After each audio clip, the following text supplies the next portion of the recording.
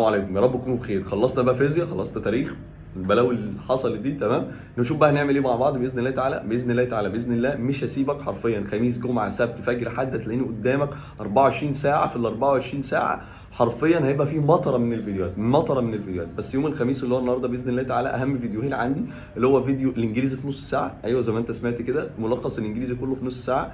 وفي فيديو تاني اللي هو مراجعه بطعم الامتحان، ده هينزل، واحد هينزل الساعه 4 وواحد تاني ان شاء الله هينزل الساعه 6. طيب بعد كده الفيديوهات التانيه هنكمل بقى ليالي الامتحان كلها. هيبقى في ليله امتحان تانيه فيها 500 سؤال تانيين، هيبقى في ليله امتحان تانيه فيها 1000 سؤال، هيبقى في ان شاء الله اسئله القصه، اسئله ابعاد ده لوحده، وبعدين هيبقى في اسئله الباراجراف، ازاي تتعامل مع الباراجراف. كل ده فيديوهات متتاليه ورا بعضها، كل اللي اقدر اقوله لك. ولسه في كمان تاني اي حاجه تدعم ان انت تجيب الدرجه النهائيه ان شاء الله في الانجليزي هتلاقيني حاططها لك في القناه. الفيديوهات هتنزل من بعد الساعه 3، يعني انت يعني انا مش عايز احط وقت عشان ايه، لان انا ممكن اقول لك مثلا انزلك الساعه 3 وتلاقيني مثلا ايه نزلت لك 3 و5 و7، او مثلا اقول لك 3 و6 وممكن تلاقيني نزلت لك 3 و6 و9.